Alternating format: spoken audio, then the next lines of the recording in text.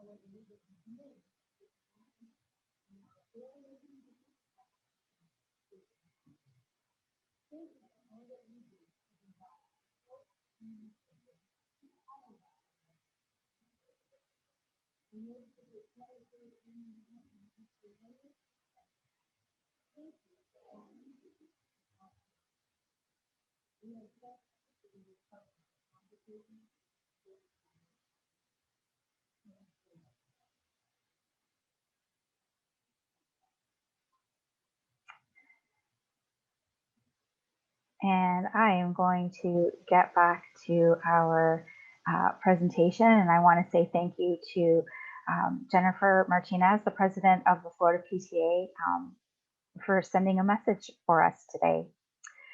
So a little bit more about the Florida PTA and who we are. PTA is the largest volunteer child advocacy organization in the nation. We advocate for the health, safety, and education of all children.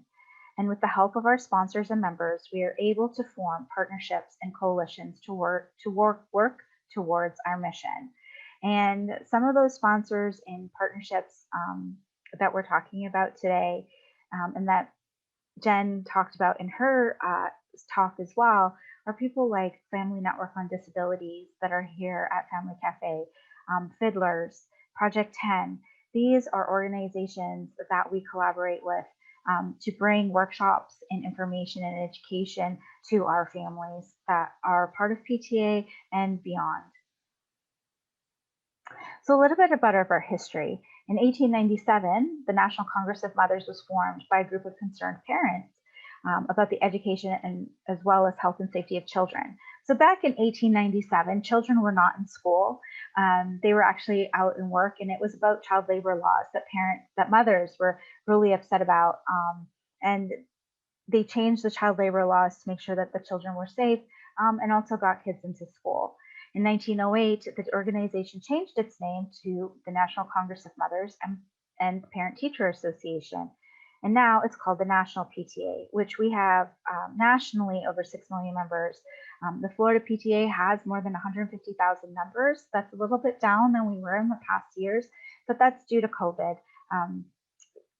Because of our disjointed learning this year, some people being in virtual schools, some people being in brick and mortar, we did lose some members, but we hope to gain them back next year. So our mission is to make every child's potential a reality by engaging and empowering families and communities to advocate for all children. That is our mission, and we live by that as we advocate for all of our children.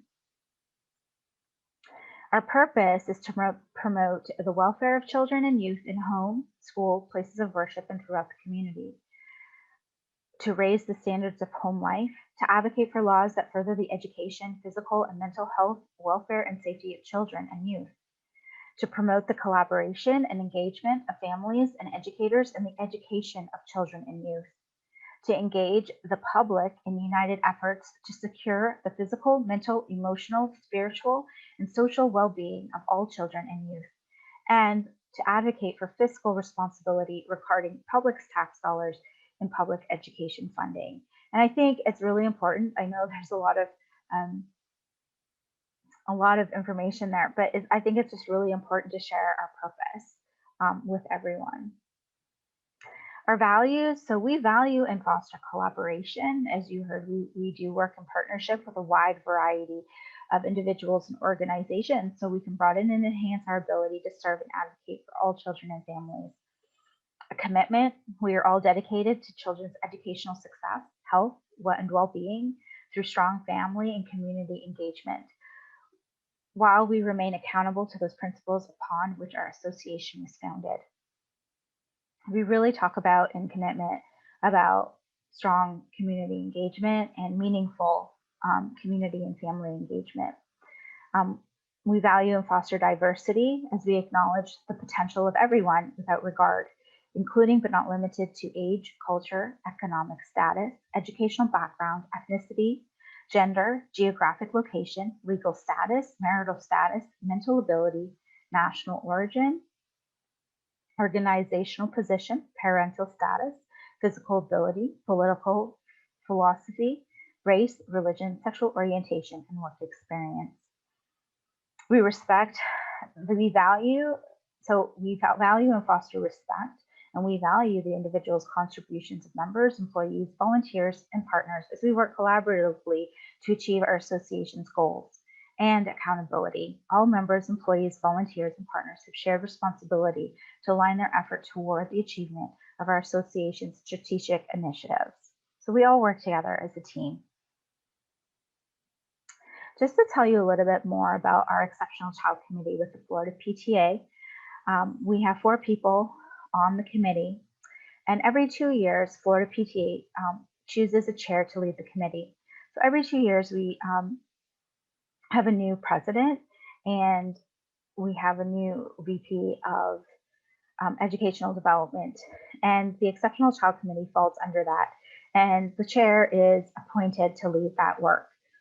The committee, we develop a plan of work that ties into the vision and the strategic plan of the PTA and benefits the children with exceptionalities and their families. So some of these things may be involving putting on workshops, working with other committees such as resolutions or legislation and college and career readiness or diversity, equity, inclusion. And as well, we play an active role in PTA events such as leadership and legislation conferences. So this is a really important slide. So the ways that PTA and local unit PTAs can help students with special needs. So you might belong to a local unit PTA, like your school's PTA or a community PTA, or you may not. But if your school does have a PTA or the area that you live in, and you don't have a special education committee on that PTA, you can ask your current PTA if they wouldn't mind setting up a new special education committee. And you could chair that committee, or you can ask, they can appoint someone else who's interested or has the same values and interests to lead the special education committee on that local unit. You can also start a special education PTA in your area. And a special education committee can do simple things, which is creating a parent-to-parent support team within your school. You can suggest asking, your PTA to create or purchase a buddy bench, which is a bench that you put at your school so people know that that's a welcoming place if kids are sitting there, and to be kind to one another.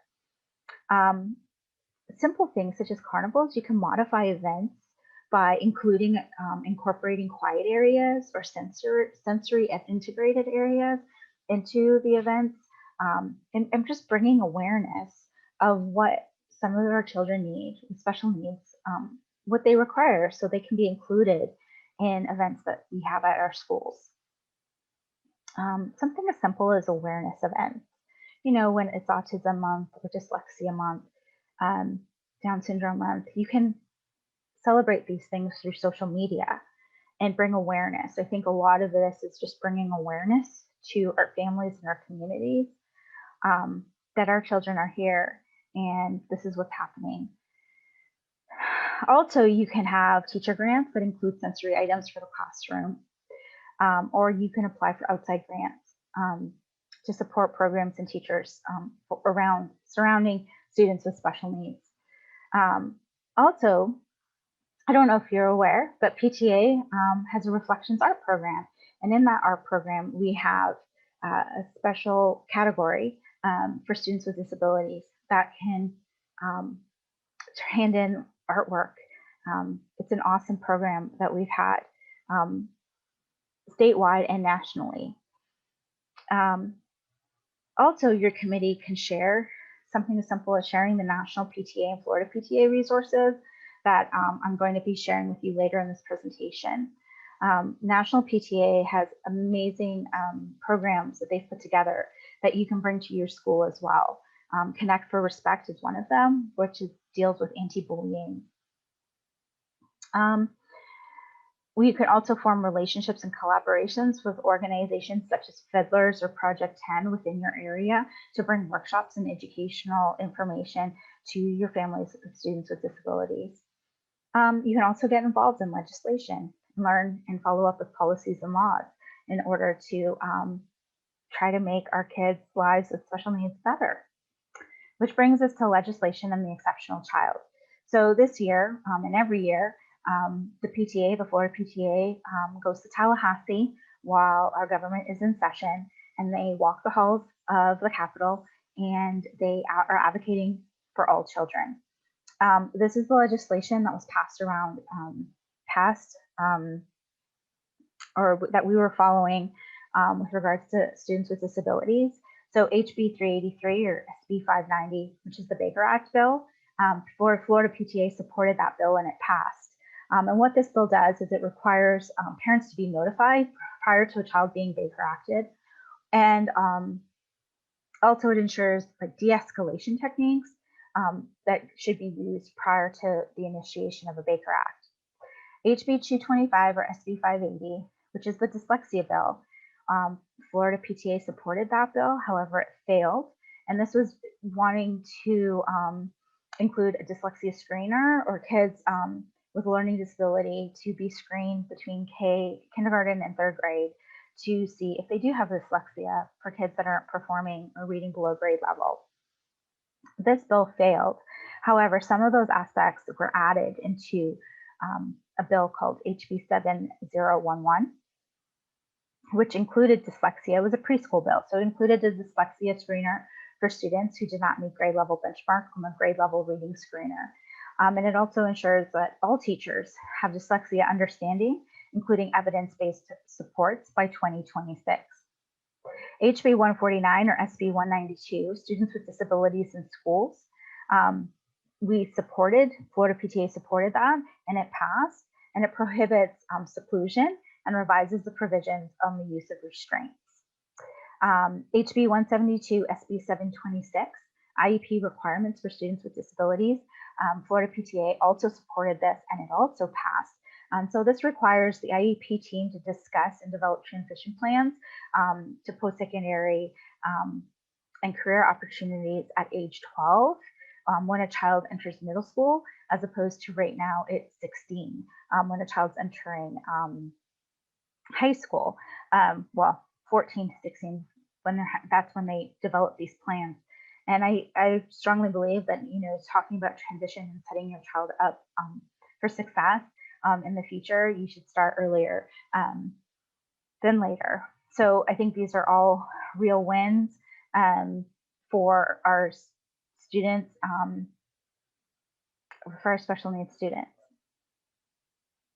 So that brings us to our Florida PTA resources. On our Florida PTA website, the Exceptional Child page, we've listed, I'm going to click on that, it's going to take you to the website. We list a whole bunch of resources that you can find information on. And we're going to be talking about some of these resources in a bit, but it gives you the resource list for Florida. There's a Family Network on Disabilities page that they created for us. There's an awesome podcast. If you're into podcasts, I have to tell you, National PTA, it's called Notes from the Backpack.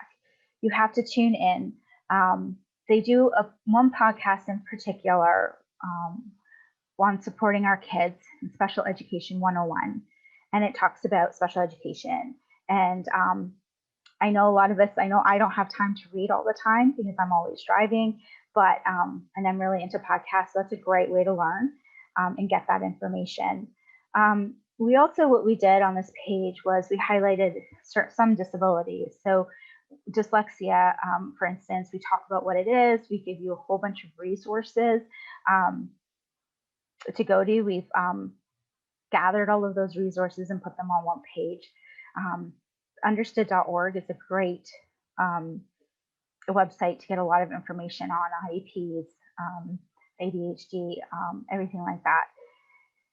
But if you can click on the Florida PTA Exceptional Child page, and you will get all this. It can also tells you how you can celebrate Dyslexia Awareness Month at your school, and it highlights one of our PTAs and what they did at their school. And we're all about, we're not about reinventing the wheel. Usually somebody has done something out there, and it's usually really amazing. And I have no problem with borrowing ideas from people. So also, one of the other things that we talk about and highlight is Down Syndrome Awareness Month and things that you could be doing surrounding Down syndrome. Those are a couple of examples, and we're going to be highlighting this page and updating it throughout the year as well. So I wanted to highlight that because I think it's a great new addition. Also, a really exciting thing that we started this year, thanks to Jennifer Martinez, is our Get Engaged Wednesdays. Every Wednesday, we have a different topic that is presented on. The Exceptional Child Committee presented 3 times in partnership with the Family Network on Disabilities. On December 9th, we talked about survival skills for virtual learning for ESC families. And all of these workshops are recorded, and you can go back to this website, the Florida PTA Get Engaged Wednesday website, and you can click on the recordings and see them. We talked about learning how to make a virtual IEP binder, which was really interesting. And we also talked about how to create smart individual education goals for our child's IEPs. So we're going to be doing more of these next year, but this were some that we covered this year. And if you're looking for this information, it's a great place to start. Like I talked about, we have partnered with the Family Network on Disabilities, which is a great organization. And if you don't know them already, I would suggest looking them up. They have created a page just for the Florida PTA with resources. We did a summit together this year, and they created this page out of that with talks about the special healthcare needs, assistive technology, making a personal healthcare plan, bullying strategies, bullying prevention strategies, and how to get ready for an IEP. All of these things are on this the FND, or the Family Network on Disabilities, and PTA webpage, and we are so grateful to them for partnering with us and bringing all of this great information to our families.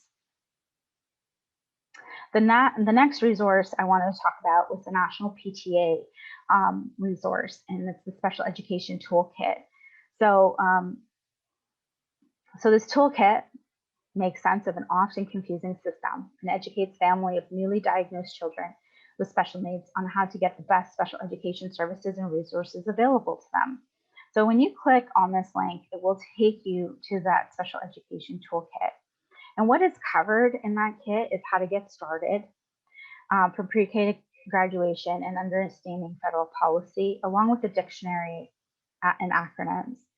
And I'm just going to go through what you're going to see when you click on all of these things. So you start at, how to get started. And what is special education? If you have a child that is 5, 6, 7 years old and is starting to struggle, or you see them struggling and you think that there's something wrong, this is information on how to determine if your child has special needs and what types of services that they require. Talks about, what is an IEP and who attends these meetings. So it walks you through a lot of information. It's sometimes a little bit it is very overwhelming. But I think, when you're starting that process, this is all good information that you need to touch base on before you go and maybe talk to someone. From pre-K to graduation. So this page is all about transitioning, because I always feel like we're always transitioning with kids with special needs. You're transitioning from preschool to kindergarten, right? Elementary to middle to high, and then high school into college or career readiness or, life. And all of these things are really important, and how to establish guardianship. And how do you create a power of attorney? All of these things are so important, and you need to get ready for those things. And all that information is here, at least to get you started. So this also talks about understanding federal policy. What is the ADA, the American with Disabilities Act? What is the Individuals with Disabilities Education Act? The most popular question that I get a lot is, what is the difference between a 504 plan and how it's different than an IEP? So if you click on that, it will take you to that webpage, and it'll tell you the difference between a 504 and an IEP and what is covered under both of them. And it actually also gives you information or examples of accommodations that you would see on a 504, or things that you can ask for when you're going into an IEP meeting as well. Examples of what kind of accommodations, if your child needs accommodations, and what is eligible. Kind of gives you an idea of what this is. It also talks about the rights that you have as a parent with child with ADHD, and how do you access more information about in ADA materials. So all I can say is that this website and this toolkit has a breadth of information. And as I said, I think it's a great place to start when you're starting to navigate the system, or even when you just need to, find quick information on questions that you have to get you feeling more comfortable before you go in and start talking to someone. There's a parent's dictionary, everything from A to Z, and what these words that we talk about and what they mean. And acronyms. So when you're in the world of ESE and you go into IEP meetings, the teachers and the managers and everybody like that will just throw out IEP or acronyms that sometimes you don't know what they mean, and it's intimidating. Well, you can print off the acronym sheet and take it in, or put it into your IEP binder and take it in with you. And you can also say to the teachers or the case managers or whoever's in your IEP meeting that, maybe if they could use the whole word instead of an acronym to describe what they're talking about, because like I said, it can be intimidating from time to time when you're in those IEP meetings. So we're at the end of the presentation, but I wanted to let you know how you could get involved with the Florida PTA. So last year, Tony Nielsen and Angie Gallo, who was here with you last year, they chartered a PTA called the Special Education Parent Teacher Association of Florida, and they are up and running. And if you want to learn more about our SEPTA, you can go to their Facebook page and learn more about them. Or you can also go to their Member Hub store and you can become a member of the SEPTA. Now, this special education PTA covers the whole state of Florida. Um, and they do quarterly meetings, and they do workshops and talks and legislative updates as well. So I encourage you to get involved, because you'll find, if like-minded people, you'll find people that have possibly, the same issues that you may have, and you might find the answers to the problems that you may have as well.